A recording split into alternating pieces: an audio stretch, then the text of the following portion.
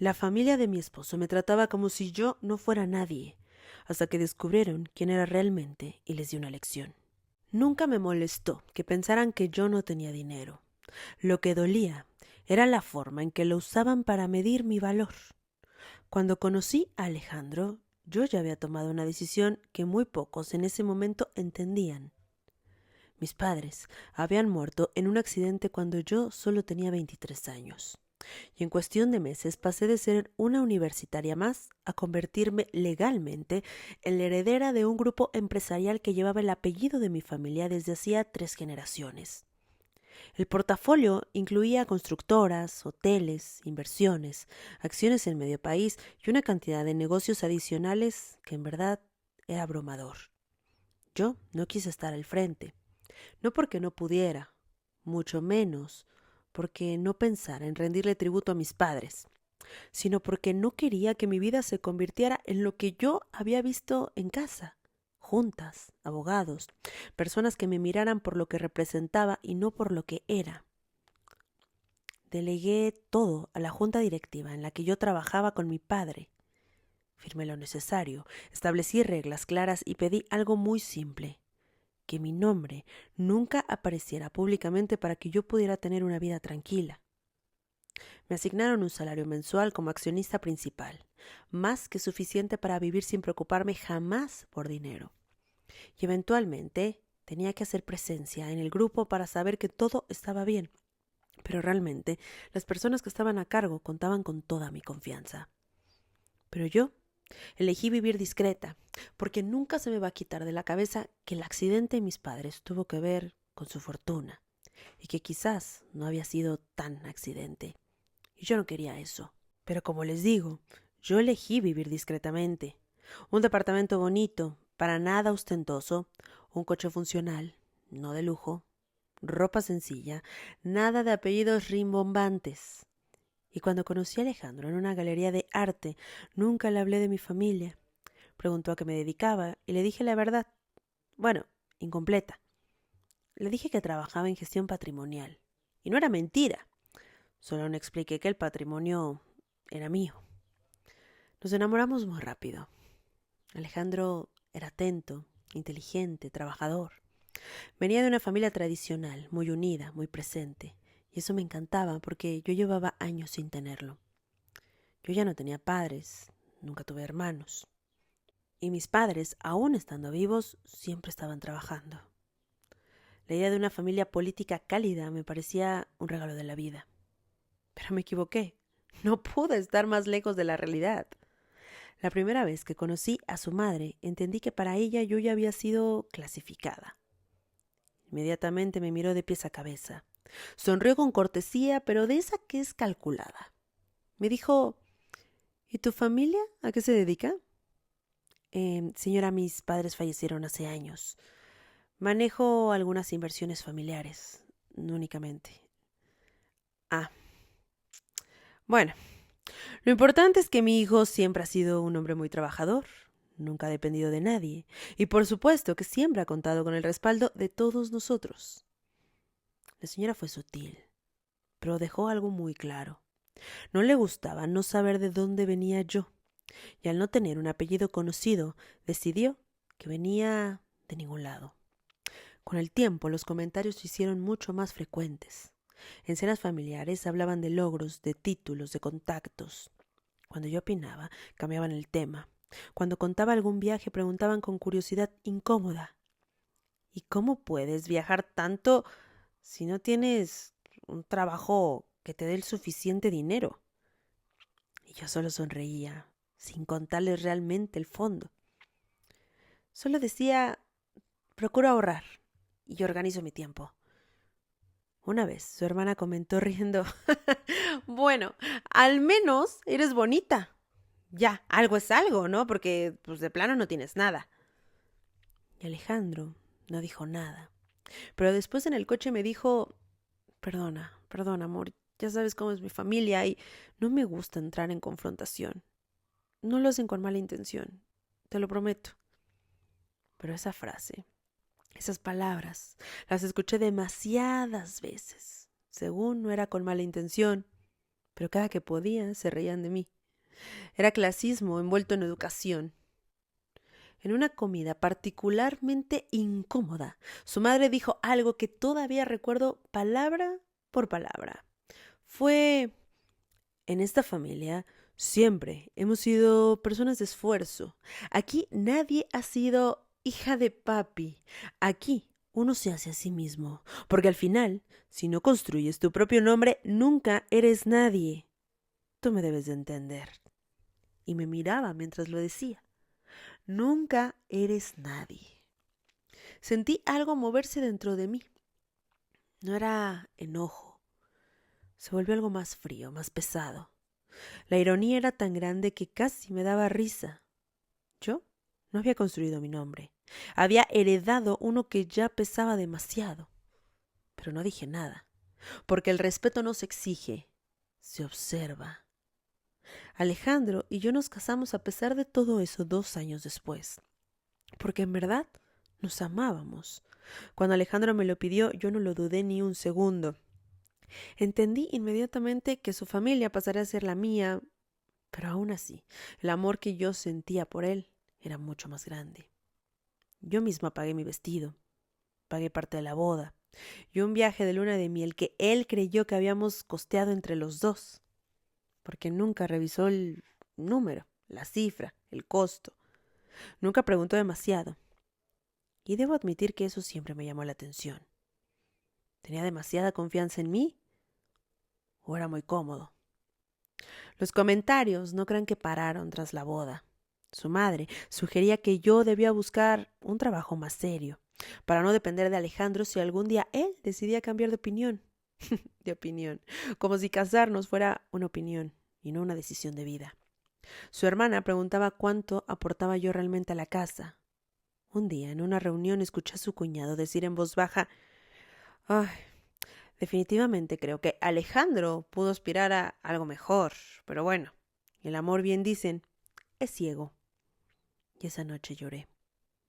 No por el dinero, por la constante insinuación de que yo era menos que Alejandro y que su familia. Alejandro esa noche me abrazó y me dijo: «Ignóralos, ignóralos, te prometo que esto ya no va a pasar». Pero ignorar no corrige nada, solo posterga. Y el punto de quiebre llegó 3 años después. El padre de Alejandro tenía un negocio mediano que empezó a tener problemas financieros, mala administración, deudas, decisiones impulsivas. Una noche nos llamaron a cenar con urgencia. El ambiente era distinto, tenso, vulnerable. Su padre habló claro. Me dijo: «Necesitamos apoyo, un préstamo, algo que nos ayude a respirar». Miraron a Alejandro. Alejandro me miró a mí. Y yo, por primera vez, vi algo diferente en sus ojos. Expectativa. Pero cuando su madre intervino y dijo: «Sabemos que no es tu responsabilidad, pero ahora eres parte de la familia y seguramente podrás ayudarnos». ¿Parte de la familia? No, no, no, no, no. Casi me reí, porque durante años no fui parte de nada. Pero en ese momento, el padre de Alejandro dijo: «Estamos pasando un momento difícil y necesitamos liquidez urgente. Los bancos nos están presionando». Pero en ese momento miraron a Alejandro, no a mí, a él, como si yo fuera decoración. Él tomó mi mano por debajo de la mesa y dijo: tal vez podríamos reunir algo entre los dos». Entonces su hermana intervino. «Pues sí, aunque sea tu trabajo y los ahorros de ella, lo que tengas guardado, que no debe ser mucho, pero en ese momento todo suma». Aunque no sea mucho. Lo dijo con una sonrisa compasiva, como si estuviera pidiéndole cooperación a alguien que apenas llega a fin de mes. «Sí», agregó su mamá, «entendemos que no manejas grandes cantidades, ¿verdad? Y que tampoco debes de tener muchos ahorros, pero cualquier apoyo será bien recibido». Y en ese momento entendí algo con claridad absoluta. Para ellos yo seguía siendo la que no tenía nada, la que vivía gracias a su hijo y la que nunca sería nadie por sí sola. Y aún así, ¿querían mis pocos ahorros? No porque confiaran en mí, sino porque estaban desesperados. Alejandro me miró con esa expresión que decía, por favor, hazlo por mí. Y por él acepté. Pero aquí vino la parte más incómoda. Les dije, claro, puedo aportar mis ahorros y eso ayuda. Su madre inmediatamente sonrió casi aliviada y me dijo, perfecto, eso demuestra compromiso con la familia. Compromiso. Qué palabra tan conveniente cuando necesitas dinero. Pero no terminé ahí. Continué hablando y les dije, aunque antes de entregar nada, me gustaría revisar los números de la empresa. Tal vez pueda ayudar a conseguir otra vía de financiamiento. El padre frunció el ceño. No es necesario que te involucres en eso. Son temas complejos que seguramente no entenderías. Lo sé. He trabajado con estructuras financieras antes. ¿En qué exactamente?, preguntó la hermana, con ese tono que no pregunta para aprender, sino para desacreditar. En lo que sé hacer. Gestión patrimonial. Otra vez esa palabra. La misma que usé con Alejandro cuando nos conocimos. El padre dudó unos segundos y luego dijo, está bien, te puedo enviar los estados financieros, pero no creo realmente que encuentres algo que nuestros contadores no hayan visto. Y yo no respondí. No había necesidad de hacerlo. Esta noche, al llegar a casa, llamé a uno de los abogados del grupo, no para decirle que yo era la dueña, eso ya lo sabía, sino para pedirle que analizara la empresa del padre de mi esposo como si fuera una posible adquisición externa, sin nombres personales, sin contexto familiar, solo números. 2 días después me devolvieron el informe. La empresa no estaba pasando un mal momento, estaba técnicamente quebrada y su situación era irrevocable. Mala administración, préstamos mal estructurados, desvíos internos, decisiones impulsivas. No necesitaban un pequeño préstamo para mantenerse a flote. Necesitaban una intervención estructural completa. Y entonces ocurrió algo que por supuesto yo no planeé. Uno de los directivos del grupo reconoció el nombre de la empresa y me dijo, ellos rentan uno de nuestros locales comerciales principales. ¿Quieres que revisemos el contrato? Y ahí fue cuando realmente entendí el tamaño real de la ironía. La empresa que ellos creían superior dependía indirectamente de la mía para operar. No porque yo los buscara, sino porque el mercado ya estaba conectado.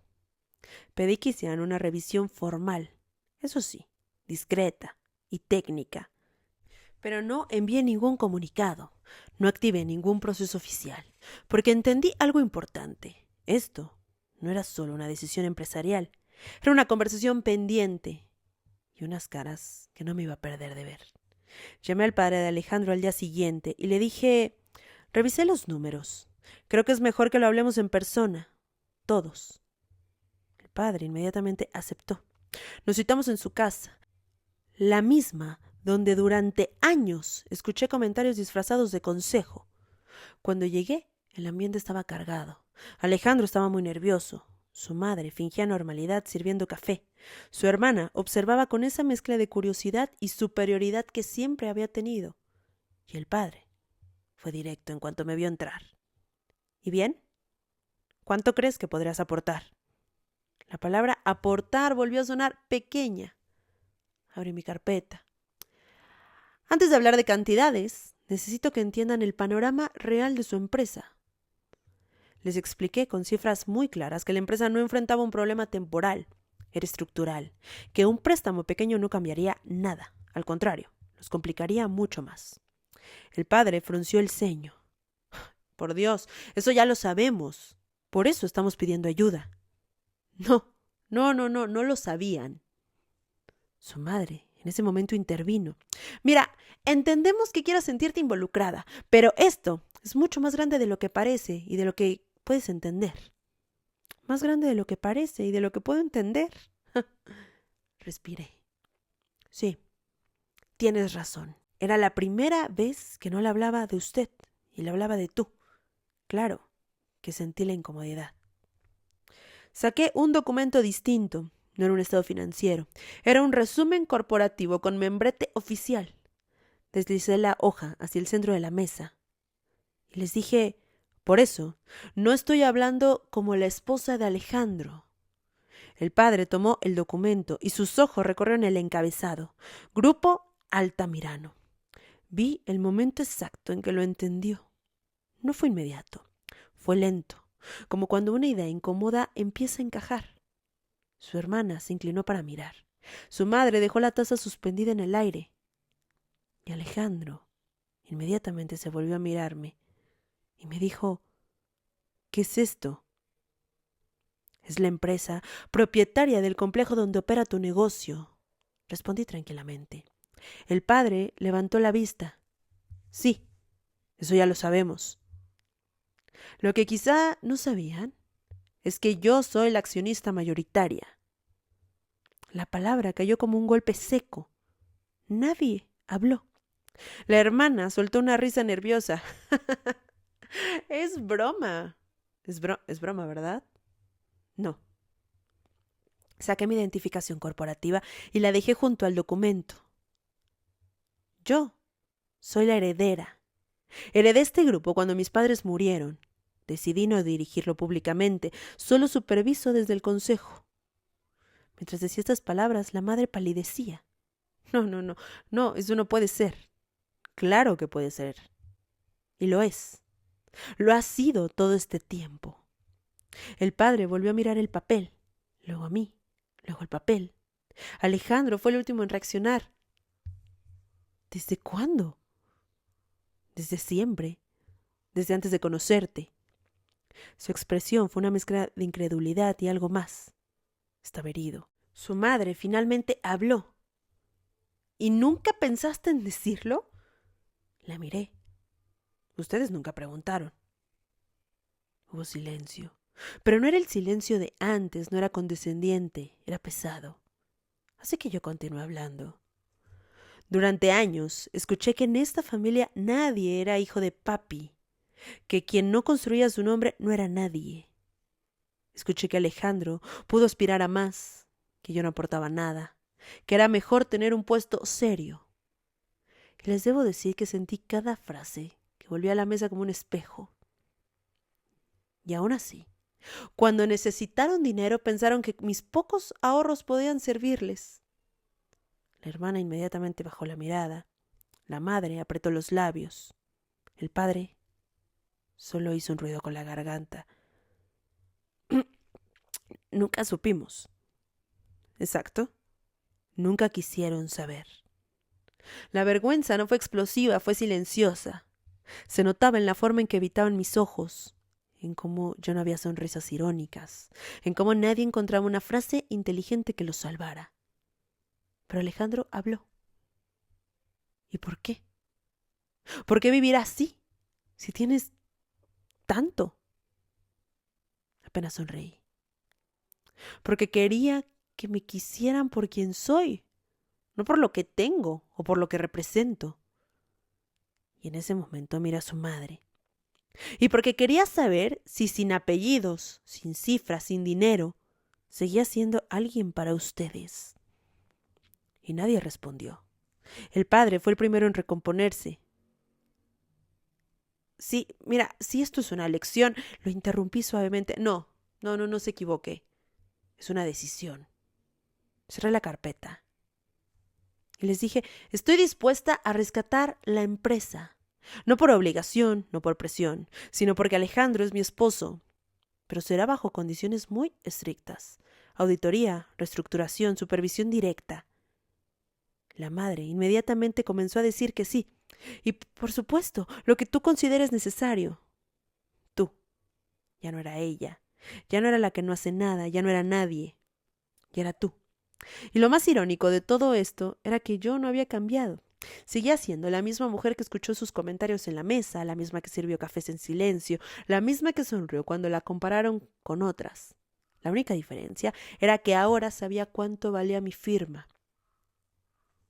Pero no terminó la firma sin decirles, y otra cosa. El dinero que les sea prestado tendrá que ser regresado. Esto no es un regalo. Hay muchas familias que dependen de que este grupo siga funcionando. Y yo no voy a poner en riesgo la liquidez que tenemos. Así que tengan claro que mientras su empresa pertenezca a Grupo Altamirano, seremos estrictos. Pero una vez que esto termine, ustedes podrán hacer con ella lo que les plazca, siempre y cuando me hayan pagado. La reunión terminó sin abrazos, sin disculpas formales, porque la vergüenza pesa más que cualquier palabra. Y cuando salimos de la casa, Alejandro caminó en silencio hasta el coche. Antes de arrancar, me miró y me dijo: nunca lo imaginé. En ese momento le tomé la mano y le dije: no necesitabas imaginarlo, solo necesitabas escuchar. Arrancamos el coche, porque durante años dejé que me subestimaran. Pero el día que necesitaron ayuda, descubrieron que la persona a la que trataron como si no fuera nadie era la única que podía salvarlos. Y esas son exactamente las vueltas de la vida. Lo más incómodo para ellos no fue saber que era millonaria, fue darse cuenta de que siempre dependieron de alguien a quien habían considerado nadie. Por supuesto que rescaté la empresa, pero ellos me siguen pagando. Los intereses siguen corriendo. Y con Alejandro fui muy clara. Yo no tenía ninguna obligación de hacerme cargo de su familia. Y él entendió por qué lo dije. Y él entendió la lección que les he querido dar. Si las historias donde la injusticia no gana te gustan, suscríbete a Relatos de Internet 13. Todos los días tenemos nuevo contenido.